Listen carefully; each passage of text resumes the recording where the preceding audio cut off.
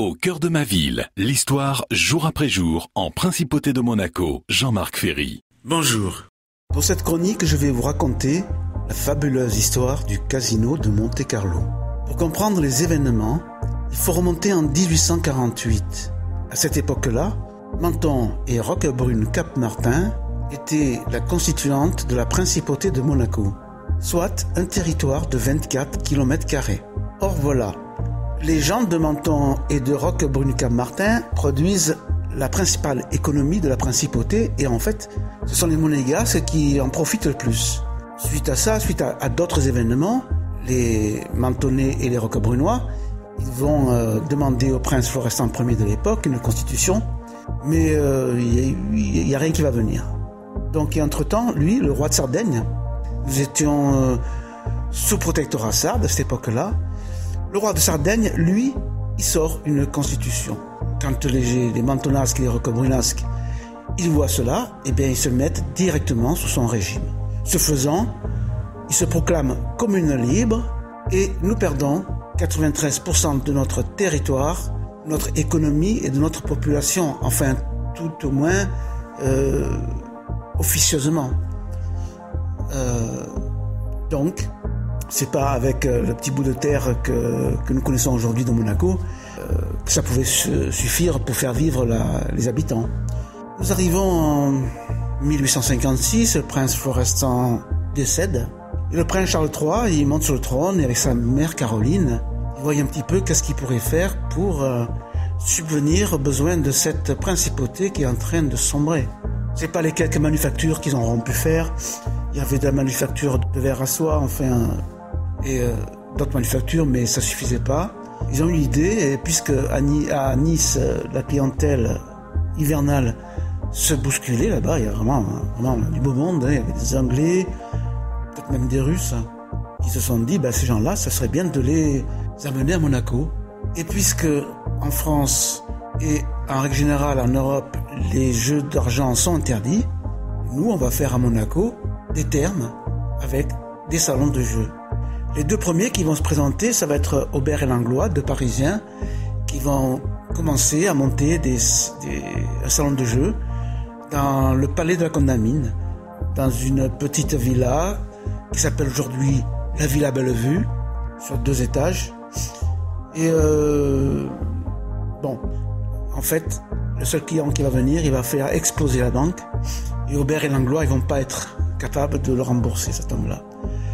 Donc ils sont bien obligés de se rendre à l'évidence, c'est qu'il faut qu'ils disent au prince Charles III, écoutez monseigneur, on capitule. Bien, donc après eux, il va se présenter un certain Auguste Daval, qui va commencer à mettre la première pierre d'un casino qui s'appellera le Casino des Spélugues ou Casino Élisée Alberti. Et cette première pierre sera posée en présence du prince Charles III et de son fils Albert Ier, âgé de 10 ans. Et voilà. Et entre-temps, on arrive à 1860. Ça n'a rien à voir avec Monaco, mais le comté de Nice et le duché de Savoie, qui faisaient partie du royaume de Sardaigne, est rattaché à la France. C'était les conditions sine qua non de l'empereur Napoléon III envers le roi de Sardaigne pour le sang français versé pour chasser les Autrichiens de la péninsule. L'année d'après, en 1861, Charles III, Napoléon III, le roi de Sardaigne, ils vont demander à la population de Menton et de Roquebrune pour savoir ce qu'ils veulent faire. Est-ce qu'ils veulent rester à Monaco? Est-ce qu'ils veulent aller dans le royaume d'Italie? Ou est-ce qu'ils veulent aller en France? Et tous vont choisir la République française, comme Nice. Et là, nous perdrons totalement et définitivement notre Menton et Roquebrune. L'empereur Napoléon III, qui était un bon empereur, il a donné à la principauté de Monaco, en fait au moins de ce qui restait, 1 400 000 francs or, plus il avait promis au prince Charles III de faire venir la route littorale depuis Nice, de faire venir un chemin de fer et d'entretenir la grande route, Grande Corniche. Voilà.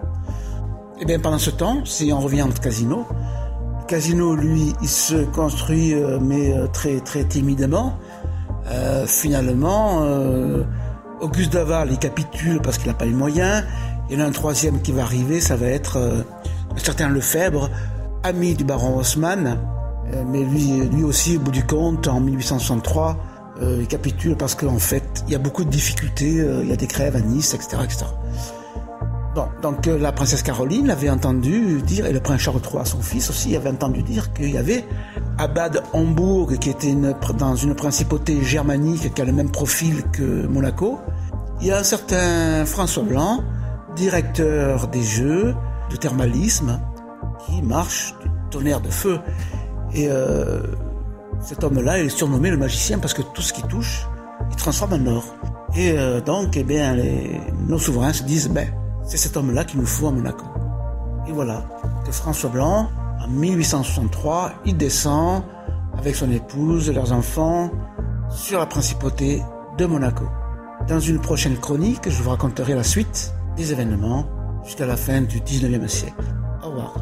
Monte Carlo Azur, Principauté de Monaco.